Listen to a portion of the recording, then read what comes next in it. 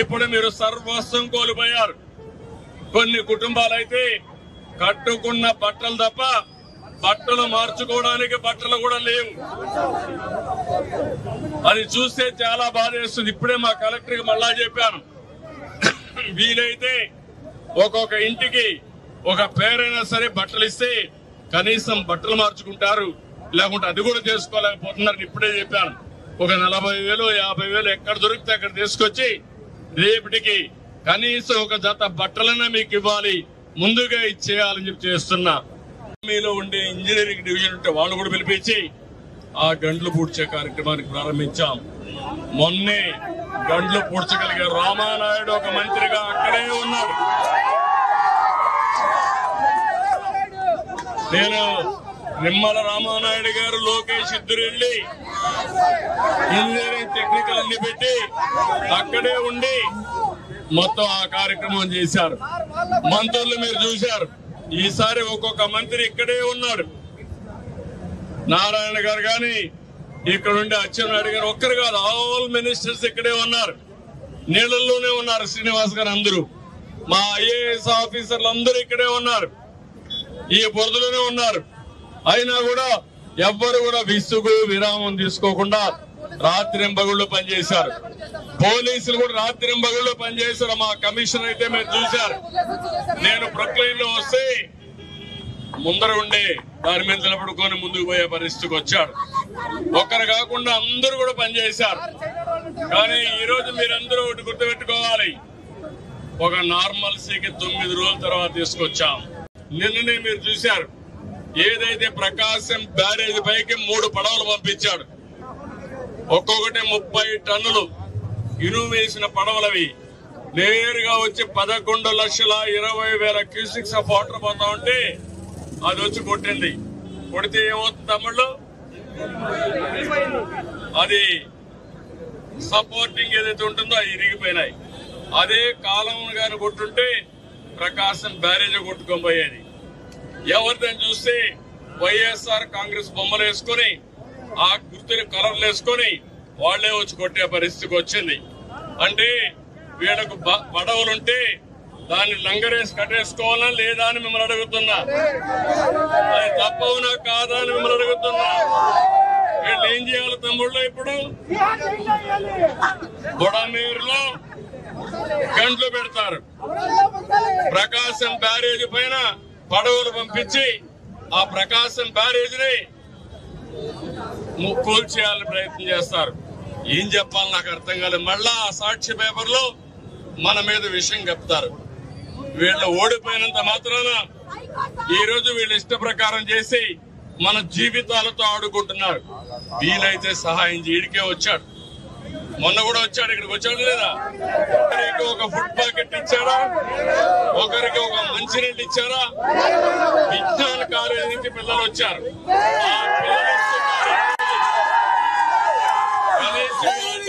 చేశాడా? ఒక్క వైఎస్ఆర్ కాంగ్రెస్ వాళ్ళు ఎవరన్నా వచ్చారా ఇక్కడికి? ఎవరికైనా ₹1 సహాయం చేశారా? ఇది ఒక రాజకీయ పార్టీగా తమ్ముళ్ళు అని మిమ్మల్ని అడుగుతున్నా. ఈ రోజు నుంచి మీ ఇండ్లన్నీ కూడా ఎన్యూమరేట్ చేయమంటున్నాను.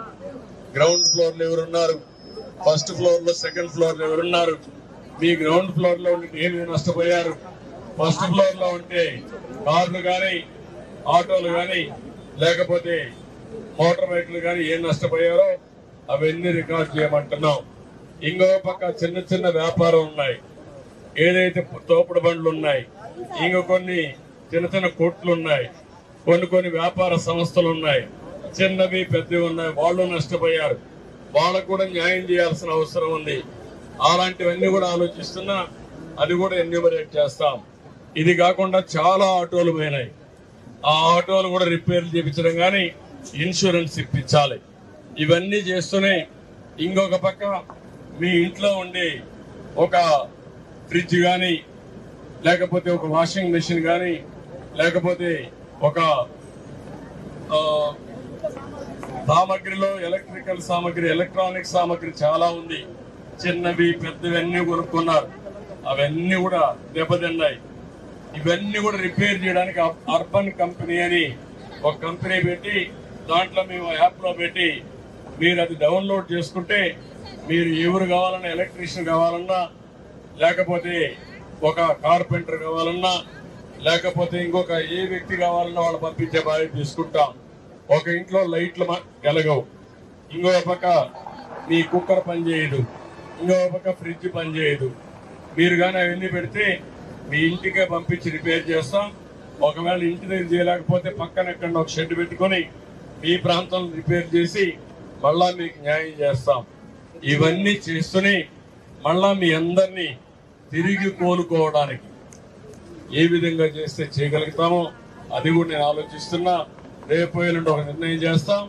మళ్ళీ ఇదే మార్గం మా ఆఫీసర్లు వచ్చి మీ అందరికీ కాస్త కోస్త ఆర్థిక సహాయం చేసి మీరు నిలదొక్కునే విధానానికి మేము పనిచేసి తర్వాతనే ఇక్కడి నుంచి కలుగుతాం. నా ఉద్దేశం ఒకటే, ఏ ఒక్క వ్యక్తికి అన్యాయం జరగకూడదు. మీరు ఆ సాక్షి పేపర్ చూస్తూ ఉంటారు, నిద్ర లేస్తే విషయం కప్పుతున్నారు, విషయం కప్పే పరిస్థితికి వచ్చారు. వాళ్ళు ఏమన్నట్టు నాకైతే అర్థం కాల. వాళ్ళు మీరు నమ్మరు.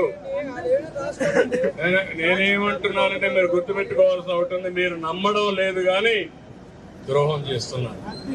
అదే నా బాధ. మనం అందరం కూడా గుర్తుపెట్టుకోవాల్సింది, ఇలాంటి దుర్మార్గులు చేసే పని వల్ల మన రాష్ట్రానికి చెడ్డ పేరు వస్తా ఉంది, మనకు జరిగే మంచి జరగకుండా పోయే పరిస్థితి వస్తా ఉంది. సోషల్ మీడియాలో కూడా ఫేక్ పోస్టులు పెడుతున్నారు. ఒకటినే కాకుండా మీరు నమ్మరు తమ్ముడు, కానీ వాళ్ళు చేసేది ఏ ఒక్కరూ ఇద్దరు నమ్మించి మోసం చేయాలని కుట్రలు చేస్తున్నారు. మనం అంతా పని చేయాలని మనం పోతున్నాం, వీళ్ళు కుట్రలు చేయాలని వీళ్ళు వస్తున్నారు. ఒక పక్క వరదలపైన యుద్ధం చేయాలి, ఇంకో పక్క నేరస్తులపైన పోరాడాలి. కళ్ళు తెరిచి కళ్ళు మూసుకుంటే ఏం చేస్తారో తెలియదు వీళ్ళు. మీకు అన్యాయం చేయడం కోసం అన్ని విధాలా ప్రయత్నం చేస్తున్నారు. నేను మీకు న్యాయం చేయడం కోసం నేను ప్రయత్నం చేస్తా ఉంటే, మా ఆఫీసర్లు వచ్చి ఇంత కష్టపడతా ఉంటే వాళ్ళు కూడా వచ్చి చేసిన పాపాలు కొంతవరకైనా కడుక్కునే విధంగా మీ దగ్గరికి రావాల్సింది. కనీసం బురదలో తిరిగితే కొంచెమైనా వాళ్ళకు కూడా భగవంతుడు కరుణిస్తాడు. కానీ బురదలో వచ్చి రాకుండా ఎక్కడో బెంగళూరులో ఒకరు కూర్చొని మన మీద బురదేసే పరిస్థితికి వస్తున్నారు. ఇవి తలుచుకుంటే చాలా బాధేస్తుంది. ఇలాంటి వాళ్ళు కూడా రాజకీయాల్లో ఉన్నారా అని మొట్టమొదటిసారి చూస్తున్నా. 50 సంవత్సరాల తర్వాత 45 ఏళ్లు చూశాను. ఎవ్వరు కూడా వీలైతే సహాయం చేసేవాళ్ళు, వీలు కాకపోతే నోరు మూసుకుని ఉండేవాళ్ళు. కానీ వీళ్ళు అడ్డం పడడం మాత్రం చాలా దుర్మార్గం. ఇక్కడే ఉండి మీకు న్యాయం చేయడం కోసం అన్ని విధాలా మేము ప్రయత్నం చేస్తున్నాం. ఇప్పుడే కొంతమంది పెద్దలు చెప్పారు, ఒకటి గత ప్రభుత్వం చేసిన పాపాలు. ఆ పాపాల్లో మీరు ఒకసారి చూస్తే ఏదైతే అక్కడ గండి పడడానికి కారణం గండి పడ్డాయి, గండి పూడ్చలేదు. అందుకనే ఏదైతే గండిలో పూడ్చలేదో దానివల్ల నీళ్లన్నీ వచ్చి నేరుగా మీ ఊరి మీద పడిపోయినాయి. అదే గాని ఆ గండ్లన్నీ పూడ్చుంటే మనకి ఇబ్బంది వచ్చేది కాదు. అదే సమయంలో ఇక్కడ కూడా కొంతమంది స్థానికంగా అక్రమంగా భూమి అంతా ఆక్యుపై చేశారు. కాలువల్ని, డ్రైన్స్ ని, లేకపోతే బుడమేరు పూర్తిగా ఆక్రమించేశారు. అక్రమ కట్టడాలు కట్టుకున్నారు, రిజిస్ట్రేషన్ చేసి అమ్మేసుకున్నారు కూడా. దానివల్ల నీళ్లు పోయే పరిస్థితి లేదు. ఇవన్నీ కలిసి మీకు ఎప్పుడూ పడిన వర్షాలు పడ్డాయి, నీళ్లు కూడా విపరీతంగా వచ్చాయి. ఒక పక్క నేచర్ ప్రకృతి మన పట్ల చిన్న చూపు చూసింది. దానికి తగినట్టు పాలకుల పాపాలు, గతంలో చేసినటువంటి తప్పులు మనందరికీ శాపాలుగా మారి 9 రోజులు మీరు నీటిలో ఉన్నారు. మీ కష్టాలు వర్ణాతీతం. సర్వస్వాన్ని కోల్పోయారు. ఇంట్లో ఏమీ లేవు.